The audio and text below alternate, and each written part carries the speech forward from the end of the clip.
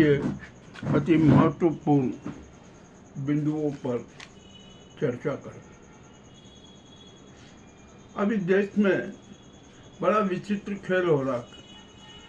Nazi सरकार भी घुटनों पर है और राष्ट्रपति जी से भी अनुरोध किया जा रहा है कि इस संसद को भंग करो, यानी लोकसभा को भंग करो। अब मामला बड़ा पेचीदा होता जा रहा है और चुनाव आयोग के तो सारे राज पोल पट्टी सब उजागर हो गए। ठीक है, तो आइए अब हम क्रमबद्ध बातचीत करते हैं। वन नेशन वन इलेक्शन की योजना नाजी सरकार की बड़ी योजना थी। उसके लिए इन्होंने बिल भी तैयार कर लिया।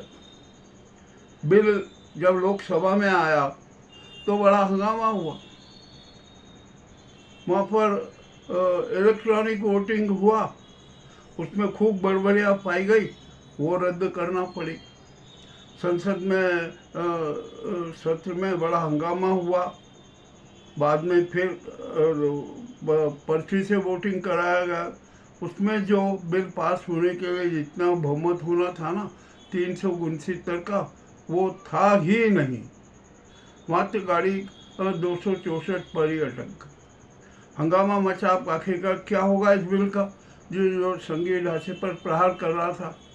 सरकार भी घुटनों पर आ गई और उसने कह दिया कि अब ये बिल है ना, हम जेपीसी में भेज दीजिए जेपीसी में।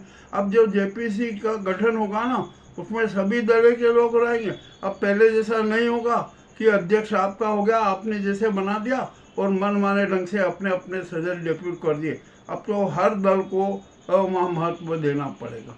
और अध्यक्ष है ना, अध्यक्ष भी अब तो विपक्ष की सहमति से ही बनेगा जेपीसी में।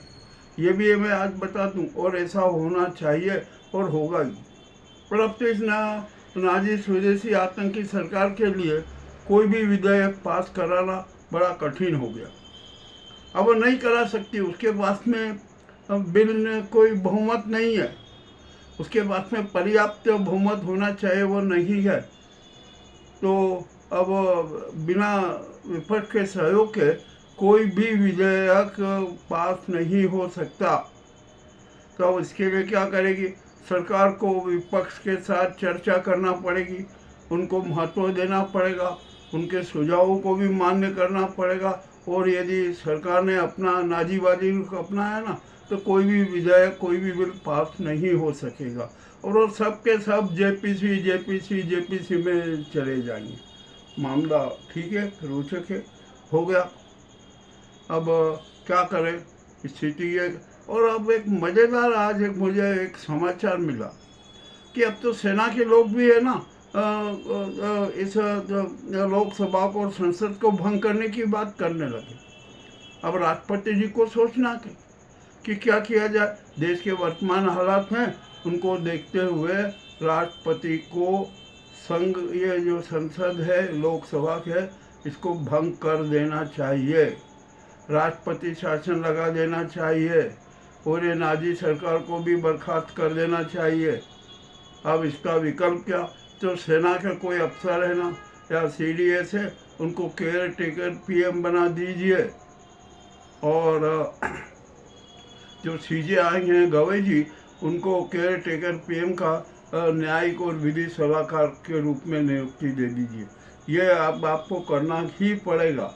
और ये तो जो मोदी और नाजी गैंग है ना, ये तो राष्ट्रपति को भी हटाने की चक्कर में कि इनसे भी त्यागपत्र मांग लिया जाए। देखते हैं क्या होता है। मगर अब तो मुर्मू त्यागपत्र नहीं देगी, वो दुर्गा और कालिका के रूप में ही नजर आएगी। अब नाजी गैंग के हाथों की कठपुतली नहीं बनना चाहती, और यदि बनी ना, तो जो इस नाजी कोकनी गैंग के भंडार में जो कटे पटे, जो इन पे इशारों पे नाचने वाले पुतले पुतलियों का ढेर है ना, वो भी ढेर में नजर आएगी।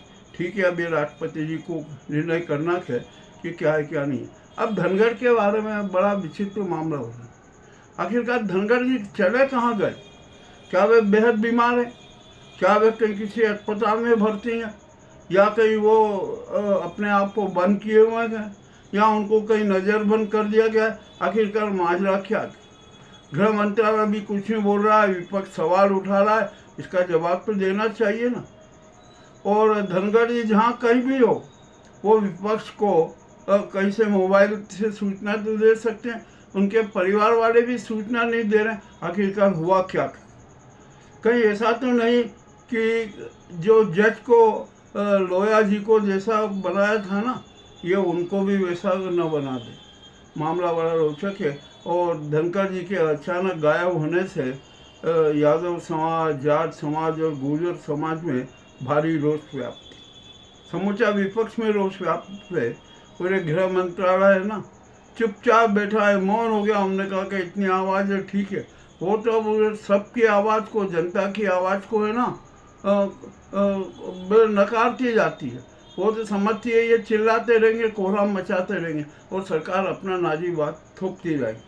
एक ये भी बड़ा अहम मुद्दा है, अब इसके बारे में भी चर्चा करना पड़ेगी।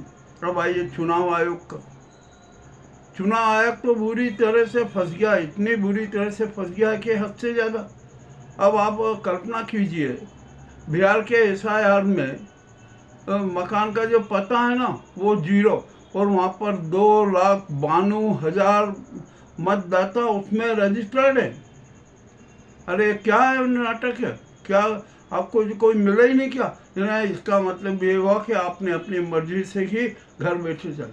और दूसरी मज़ेदार बात, भारत में आदमी की औसत आयु 80 और 90 वर्ष, और बड़ी से बड़ी ज़्यादा होगा तो 105-107 उम्र के लोग आते हैं। परंतु ये हमारे चुनाव आयोग ने तो कमाल ही कर दिया।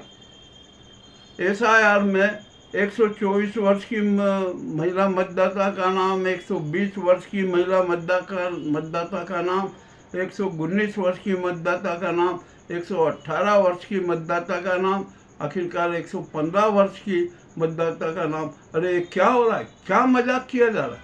क्या आप जनता को मूर्ख मान रहे हैं? क्या ये जनता कुछ समझती नहीं है?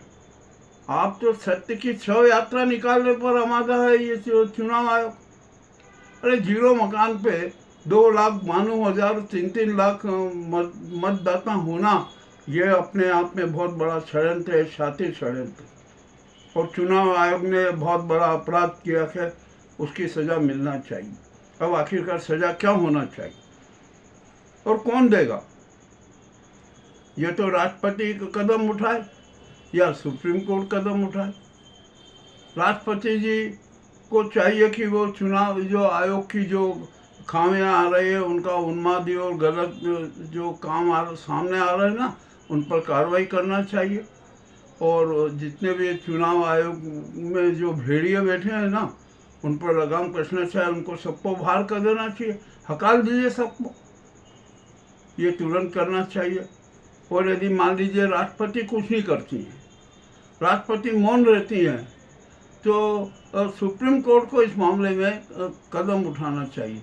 सुप्रीम कोर्ट स्वयं अब संज्ञान ले ले, सारे साक्ष्य विद्यमान है, सब कुछ विद्यमान है, तो सुप्रीम कोर्ट को त्वरित निर्णय देने में किसी प्रकार की कोई दिक्कत ही नहीं होगी। तो सुप्रीम कोर्ट के जो हमारे CJ गवई जी हैं, वे खुद संज्ञान लें, एक SIT गठित कर दें कि ये किस प्रकार से इन्होंने फर्जी काम किया है, और वो SIT 2-3 दिन में ही अपनी जांच रिपोर्ट प्रस्तुत कर दे। सारा दूध का दूध, पानी का पानी अलग हो जाएगा। और अब तो साक्ष्य मौजूद। और यहाँ पर जो ये डिजिटल वोटर लिस्ट है ना, वो ये भी गायब कर रही है चुनाव आयोग। क्यों कर रहा हो भाई? क्यों हटा रहा हो? मामला क्या, किसने कहा हटाने का? और आप तो अब सबसे बड़ी बात तो ये है कि पूर्व चुनाव आयुक्त राजीव कुमार और वर्तमान चुनाव आयुक्त ज्ञानेश कुमार बुरी तरह से फंस गए। उन्होंने जितने कुकर्म किए हैं, जितने छाती षड्यंत्र रचे हैं ना, सबका भंडाफोड़ हो गया। अब उनकी सज़ा क्या होगी? सुप्रीम कोर्ट की जब जांच आ जाएगी ना, तो सुप्रीम कोर्ट की आदेश देगा कि ये वर्तमान का चुनाव आयोग भंग किया जाए। नंबर दूसरा, और जो पूर्व CEO और वर्तमान के CEO जो गलत काम कर रहे, षड्यंत्र रच रहे हैं ना, इनकी भी उनको सज़ा मिलना चाहिए। तो उनकी गिरफ्तारी की आदेश देना चाहिए, इनको जेल में डाल देना चाहिए और रिमांड भी लेना चाहिए। सत्यता जानने के लिए रिमांड जरूरी है। रिमांड में 3rd डिग्री का प्रयोग किया जाए और इनको 18-20 घंटे के लिए हेलीक्राफ्ट बना दी जाए। ये अपने सारे षड्यंत्र उजागर कर देंगे, सब स्वीकार कर लेंगे।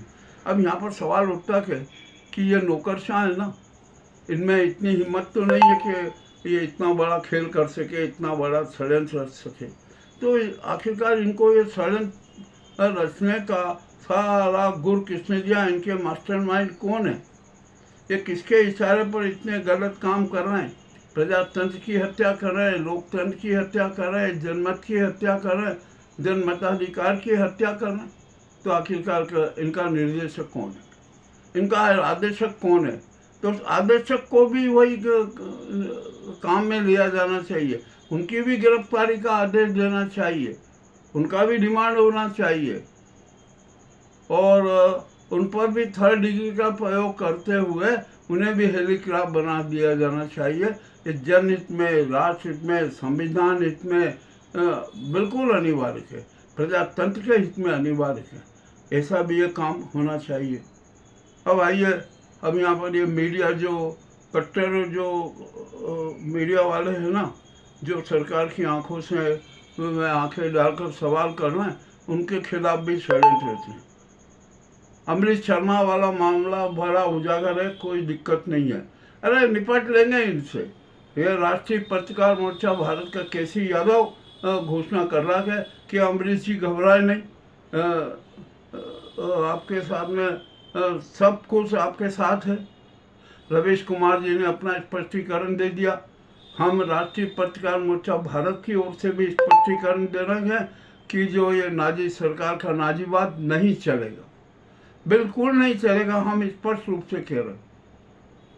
अब तो ये यदि जो ईमानदार मीडिया, सच मीडिया जो है ना, और जो निष्ठावान पत्रकार है, प्रजातंत्र के रक्षक हैं, जनतंत्र के रक्षक हैं, राष्ट्र के रक्षक हैं, तिरंगे के रक्षक हैं, आज़ादी के रक्षक हैं, सुव्यवस्था के रक्षक हैं, उनके साथ किसी भी प्रकार का अन्याय किया ना, तो ये नाजी सरकार, इस स्वदेशी आतंकी सरकार के सारे पाए हिला दिए जाएंगे। यह हमारी एक स्पष्ट घोषणा है। अब आइए, यहाँ पर इस नाजी सरकार ने कितना बड़ा शातिर खेल खेला। राष्ट्रद्रोह का जो इन्होंने विधेयक प्रस्तुत किया, कर दिया, कैसे भी कर दिया। अब तो राष्ट्रद्रोह के विधेयक के मामले में है ना, याचिका लगी। सुप्रीम कोर्ट ने जब याचिका देखी तो उसने केंद्र सरकार को नोटिस जारी कर दिया, जवाब दीजिए। अब ये क्या जवाब देंगे? यदि हम सरकार से कोई प्रश्न करते हैं तो राष्ट्रद्रोह हो गया, यदि जनहित की बात करते हैं तो राष्ट्रद्रोह के उसमें आ गया, समाजद्रोह के उसमें आ गया। यदि हम सच सबके सामने प्रस्तुत करते हैं तो वो भी राष्ट्रद्रोह में आ गया। आखिरकार राष्ट्रद्रोह की परिभाषा आप कहाँ से लाए?